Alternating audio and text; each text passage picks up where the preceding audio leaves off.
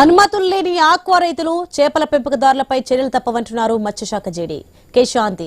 నెల్లూరు జిల్లాలో మత్స్యశాఖలో జరుగుతున్న అవినీతి అక్రమాలను ఐన్యూస్ జిల్లా అధికారి వద్దకు తీసుకెళ్లింది. అక్రమంగా ఆక్వా సాగు చేసిన వారిపై ఇప్పటికే 41 కేసులు నమోదు చేశామన్నారు. అనుమతులు లేకుండా ఆక్వా చేపల సాగు చేసిన రైతులకు సహకరించే మత్స్యశాఖ అధికారులపై చర్యలు తీసుకుంటామంటున్న మత్స్యశాఖ జేడీ శాంతితో నెల్లూరు ఐన్యూస్ ప్రతినిధి ఫేస్ టు ఫేస్.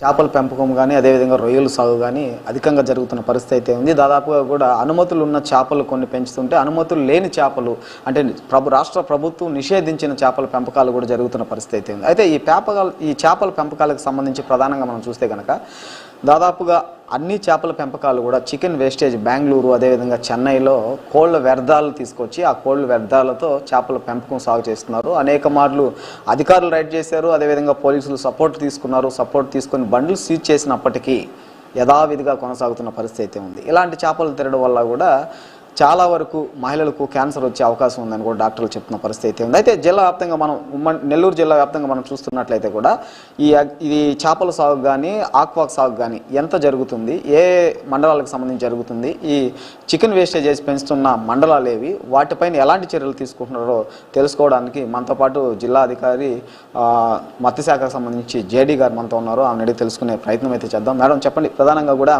ఈ ఆక్వా కానీ అదేవిధంగా చేపల పెంపకం కానీ నెల్లూరు సిటీకి సంబంధించి కానీ నెల్లూరు రూరల్ అదేవిధంగా ముతుకూరు వెంకటాచలం సంగం బుచ్చి మండలాల్లో అధికంగా జరుగుతున్న పరిస్థితి అయితే ఉంది. ఎస్పెషల్లీ మనం చెప్పాలంటే బుచ్చి సంఘంకి సంబంధించి చేపల పెంపకం నిత్యం జరుగుతుంది. అనుమతులు లేని క్యాట్ ఫిష్ కూడా సాగు జరుగుతున్న పరిస్థితి ఉంది. దానికి సంబంధించి కూడా కొన్ని పేర్లు కూడా మా వద్దకు వచ్చాయి. ఇలాంటి వాటిపై మీరు ఛార్జ్ తీసుకున్నప్పటి నుండి ఇప్పటి వరకు విజిట్ చేసి ఎలాంటి చర్యలు తీసుకున్నారు, ఎన్ని కేసులు రాశారు? సో మీరు అడిగిన ప్రశ్నకి సమాధానంగా అండి, సో నేను జాయిన్ అయ్యి 3 months అవుతుంది. సో నేను ఈ జిల్లాలో ఛార్జ్ తీసుకున్నప్పటి నుంచి కూడా నేను అన్ని మండలాలు కూడా విజిట్ చేయడం అయింది. చాలామంది పబ్లిక్ కూడా కాల్ చేయడం అయింది.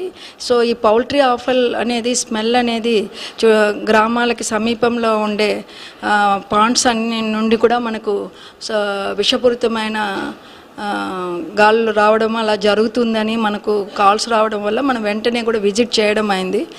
ముఖ్యంగా ఇక్కడ ఏమంటే ఈ పౌల్ట్రీ ఆఫెల్స్ అనేది ముఖ్యంగా వేస్తున్నారంటే కారణం ఒకటి, సో ప్రొడక్షన్ కాస్ట్ తగ్గించుకోవడానికి. మీరు అన్నారు సో చేపలు తింటే క్యాన్సర్ రావడం అనేది అది కాదు.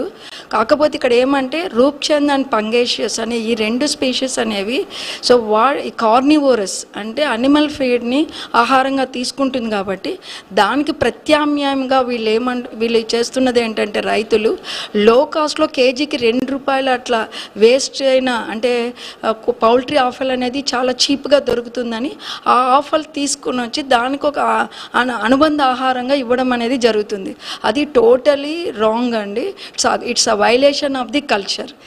అబ్సర్డ్ యాక్ట్ ప్రకారం కూడా ఇది వైలేషన్ కింద వస్తుంది. ఇప్పుడు వీళ్ళు చేస్తున్న వాళ్ళందరూ కూడా మనకు ఇప్పటి వరకు రిజిస్ట్రేషన్స్ చేసుకోలేదు, మనం అనుమతులు కూడా ఇవ్వలేదు. అలాంటి వాళ్ళకి ఈ గత 3 నెలల నుంచి కూడా మనకు అనేక పర్యాయములు కూడా రైతులకు కూడా నోటీసులు జారీ చేయడం అనేది ఇక లాస్ట్ స్టెప్ ఇప్పుడు ఏంటంటేనండి, సో ఆల్రెడీ మనం కన్సర్న్ తహసీల్దార్స్ దీనికి చైర్మన్గా ఉంటారు మండల్ లెవెల్లో. సో టాస్క్ ఫోర్స్ కమిటీ అనేది ఉంది. ఆ టాస్క్ ఫోర్స్ కమిటీ తీసుకెళ్ళి వాళ్ళపైన ఎఫ్ఐఆర్ బుక్ చేయడము, అలాగే ఎన్విరాన్మెంటల్ పొల్యూషన్ కంట్రోల్ బోర్డు నుంచి కూడా మనము ఈగారిని కూడా తీసుకుని వెళ్ళి సో కేసు రిజిస్టర్ చేసి వాళ్ళకున్న ఫిష్ కూడా కాన్ఫిస్కేటెడ్ చేసి గవర్నమెంట్కి రెమిట్ చేయాలనే ఆలోచనతో ఉన్నామండి డిపార్ట్మెంటు. దీనిపైన స్ట్రింజెంట్ యాక్షన్ అయితే తీసుకుంటామండి. లైసెన్స్ ఉన్నప్పటికీ కూడా వాళ్ళకి లైసెన్స్ రద్దు చేయబడి సో వాళ్ళపైన కఠినమైన చర్యలు అయితే తీసుకొని పడుతుంది. ప్రధానంగా మనం చూస్తే కూడా నెల్లూరు జిల్లా వ్యాప్తంగా ఇటు ఆక్వా సాగు కావచ్చు, చేపల పెంపకానికి సంబంధించి కూడా దాదాపుగా అనుమతులు లేని ప్రతి ఒక్కరు కూడా రిజిస్ట్రేషన్ చేసుకోవాలని కూడా మత్స్యశాఖకు సంబంధించిన జేడీ గారు చెప్తున్న పరిస్థితి అయితే ఉంది. అయితే ఏదైతే ఈ మండలాలకు సంబంధించి చికెన్ వేస్టేజ్ చేసి తక్కువగా కాస్ట్ వస్తుందని పెంచుతున్నారు, అలాంటి వారిపై కూడా గత నెల 41 కేసులు అయితే నమోదు చేశారని కూడా చెప్తున్నారు. అయితే స్థానిక డిఎస్పీ గారు పోలీసుల సహకారంతో కూడా బండ్లు కూడా సీజ్ చేయడం జరిగిందని చెప్తున్న పరిస్థితి అయితే ఉంది. అయితే ఇలాంటి వారిపై ఎలాంటి చర్యలు తీసుకుంటారు? జిల్లా వ్యాప్తంగా ఇటు ఆక్వా కానీ చేపల పెంపకం కానీ అనుమతులు లేకుండా పెంచుతున్న వారిపై అదేవిధంగా క్యాట్ ఫిష్ ఏదైతే నిషేధించబడిన చేపలను కూడా బుచ్చి సంఘంలో 10 నుంచి 20 ఎకరాల లోపు సాగు చేస్తున్న పరిస్థితి అయితే ఉంది. అక్కడ స్థానిక ఎఫ్డిఓ ఎవరైతే ఉంటారో ఆ ఎఫ్డిఓని మేనేజ్ చేసుకొని ఈ హెడ్ ఆఫీసు అంటే జేడీ దృష్టికి రాకుండా ఎఫ్డిఓని మేనేజ్ చేసుకొని అక్కడ చేస్తున్నారు కొంతమంది వ్యక్తులు. దానికి సంబంధించి కూడా గ్రామస్తులు ఐన్యూస్కు తెలిపిన పరిస్థితి అయితే ఉంది. అయితే ఈ సంబంధించి మత్స్యశాఖకు సంబంధించి అనుమతులు లేకుండా ఏవేవి ఉన్నాయో అన్ని విషయాలు కూడా స్థానిక జేడీ ముందు అయితే కూడా ఐన్యూస్ అయితే ఉంచిన పరిస్థితి అయితే ఉంది. ఇలాంటి వారిని ఎలాంటి పరిస్థితుల్లో సహించం, ఇలాంటి విషయాలు మా దృష్టికి వస్తే ఖచ్చితంగా మేము చర్యలు తీసుకుంటామని స్థానిక నెల్లూరు జిల్లాకు సంబంధించిన మత్స్యశాఖ జేడీ గారు చెప్తున్న పరిస్థితి నెల్లూరులో నెలకొందని చెప్పుకోవచ్చు. కెమెరామెన్ హుసేన్తో రిపోర్టర్ సునీల్, ఐన్యూస్.